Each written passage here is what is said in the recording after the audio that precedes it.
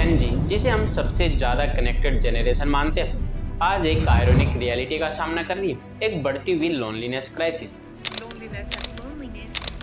Loneliness is clearly dangerous. Digital दुनिया में रहने के बावजूद युवा लोग आज पहले से ज्यादा अकेलापन महसूस करें। इंडिया में जहां 1.4 बिलियन लोग रहते हैं, वहां युवाओं में अकेलेपन की समस्या तेजी से बढ़ रही है।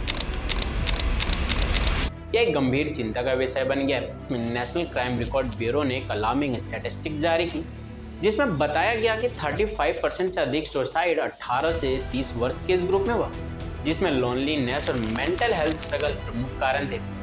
युवाओं का एक बढ़ता हुआ हिस्सा जो सोशल मीडिया पर अपने जीवन की हाईलाइट साझा करते हैं, असल में अपने जीवन में लोनलीनेस महसूस कर रहे हैं। We see rates of depression and anxiety and suicide and loneliness going up among young people.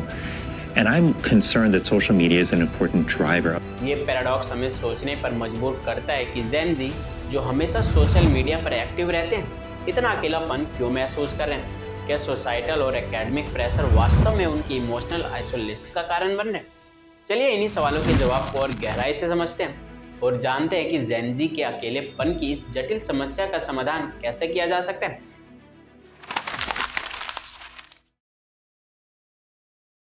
जेन जी, जो अपना ज़्यादा समय सोशल मीडिया पर बिताती है, सरप्राइजिंगली सबसे डिस्कनेक्टेड जनरेशन में से एक महसूस कर रही है। Messaging apps, social media platform और वीडियो कॉल जैसे टेक्नोलॉजीज ने भले ही इंस्टेंट कम्युनिकेशन को संभव बनाया हो, परंतु ये वास्तव में केवल एक इल्यूजन ऑफ कनेक्शन ही प्रदान कर रही है।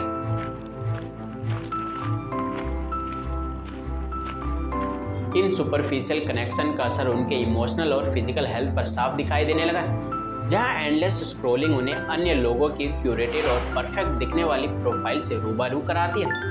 वहीं यह उनके खुद के जीवन की कमियों को बार बार उभार देती है। इस प्रकार की कॉन्टिन्यूस कंपैरिजन जेन जी के आत्मसम्मान पर गंभीर प्रभाव डालती है, जिससे उनमें FOMO, fear of missing out और इनएडिक्वेसी की भावना उत्पन्न होती है।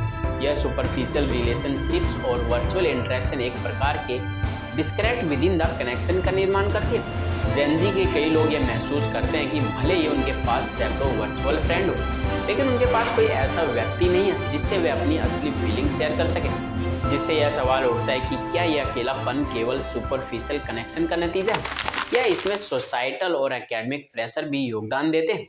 सोशल मीडिया के कनेक्टिविटी के इल्यूजन के अलावा सोसाइटल और एकेडमिक प्रेशर भी युवाओं के मेंटल हेल्थ और उनके सोशल लाइफ पर गहरा असर डालते हैं। इंडिया में एकेडमिक सक्सेस की कंपटीशन इतनी इंटेंस है कि जेन जी पर बहुत कम उम्र से ही हाई एक्सपेक्टेशन का बोझ डाल दिया जाता है।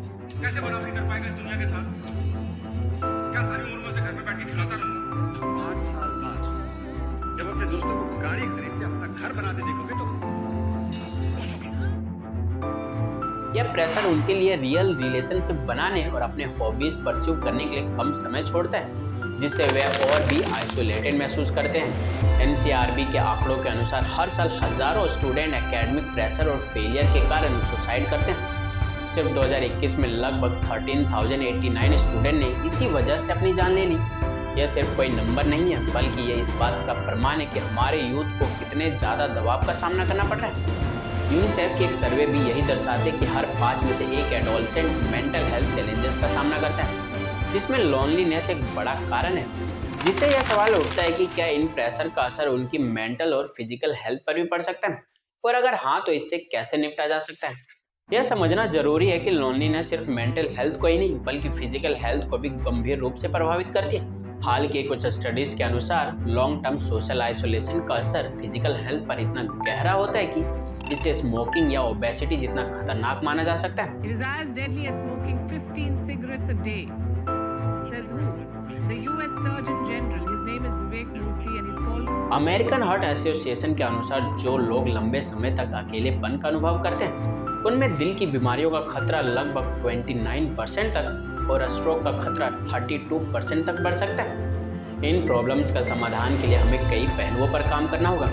स्कूल और कॉलेजेस में हमें ऐसे प्रोग्राम बढ़ाने चाहिए जो मेंटल हेल्थ और इमोशनल वेलबींग को एम्फसाइज करें। साथ ही गवर्नमेंट और प्राइवेट ऑर्गेनाइजेशन को स्क्रीन फ्री इनिशिएटिव को बढ़ावा देना चाहिए, जिससे जेन जी ऑफलाइन इंटरेक्शन में इंगेज हो सके। माता पिता भी इस प्रोसेस में इम्पोर्टेंट रोल निभा सकते हैं। उन्हें अपने बच्चों के साथ ओपन कम्युनिकेशन को बढ़ावा देना चाहिए, जिससे बच्चे अपनी इमोशन एक्सप्रेस कर सकें। इसके अलावा बच्चों की हॉबीज और इंटरेस्ट का समर्थन करना भी जरूरी है। इंडिया की लॉनलीनेस क्राइसिस का समाधान निकालने के लिए हमें एकेडमिक सक्सेस के साथ साथ इमोशनल वेलबींग को भी प्रायोरिटी देनी होगी। यह कल्चरल शिफ्ट न केवल युवाओं के लिए बल्कि सोसाइटी के बेहतर भविष्य के लिए भी जरूरी है। तो दोस्तों, इस बारे में आपके क्या विचार हैं, कमेंट में जरूर बताइएगा।